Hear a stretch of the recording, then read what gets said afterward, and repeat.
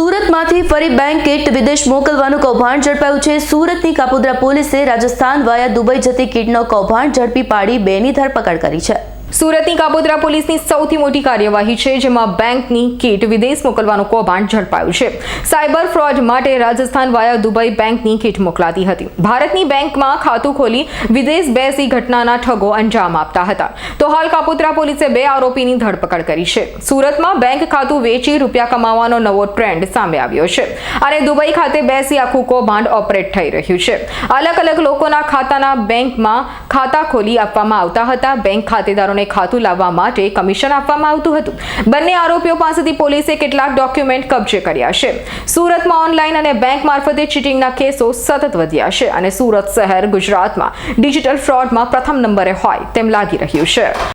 મહેરબાન police commissioner Shri Surat શહેરનાઓએ આપેલ સૂચના અનુસંધાને ઝોન 1 વિસ્તારમાં બનતા મિલકત સંબંધી તથા સાયબર ફ્રોડના ગુનાઓ અટકાવવા સારું માર્ગદર્શન અને સૂચના આપેલ, જે અનુસંધાને કાપોદ્રા પોલીસ સ્ટેશનના પોલીસ ઇન્સ્પેક્ટર શ્રી એમબી અવસુરાનાઓને તેઓના સર્વેલન્સ સ્ટાફ તથા અંગત બાતમીદારોથી બાતમી હકીકત મળેલ, જે બાતમી હકીકતના આધારે કાપોદ્રા 4 રસ્તા પાસે આવેલ મંગલદીપ કોમ્પ્લેક્સમાં પાસે એક સ્કોર્પિયો ગાડી ઉભેલ, જે ગાડીમાં બેઠેલ 2 ઈસમોની પૂછપરછ કરતા અને આ 2 ઈસમો જેઓના નામ અવનીત ઠુમ્મર તેમજ આયુષ વસોયાનાઓ જણાવેલ, આ બંને ઈસમો તેઓના મળતિયાઓ દ્વારા અલગ અલગ વ્યક્તિઓના પાન કાર્ડ તેમજ આધાર કાર્ડનો ઉપયોગ કરી અલગ અલગ બેન્કોમાં કરંટ તથા સેવિંગ્સ એકાઉન્ટો ખોલાવી અને આ એકાઉન્ટો સાયબર ફ્રોડ તેમજ ગેમિંગ માટે ભાડે આપી અને પોતે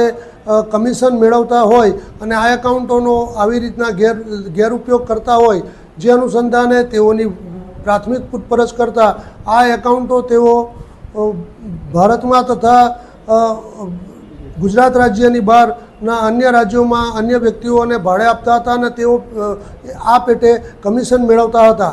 તેઓની પૂછપરછ કરતાં અને તેઓની અંગઝડતી કરતાં ગાડીમાંથી ઘણા બધા પ્રમાણની અંદર અલગ અલગ કંપનીના મોબાઈલના સિમ કાર્ડ, અલગ અલગ વ્યક્તિઓના બેંક એકાઉન્ટની ચેકબુક તથા passbook, PAN card, Aadhaar card, UPI barcode scanner, cash deposit કરેલી સ્લીપો, બનાવટી ફોર્મ તથા પેઢી કરારો અને કેશ કાઉન્ટર મશીન મળી કુલ કિંમત રૂપિયા 17,28,000 જેટલાનો મુદ્દામાલ કબજે કરવામાં આવેલ છે।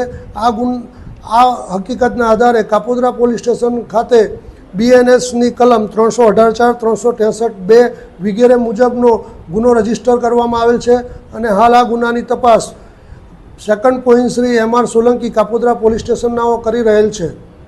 Bureau report S9 news Surat. અમારી તમામ માહિતીથી અપડેટ રહેવા માટે જોડાયેલા રહો S9 ન્યૂઝ સાથે।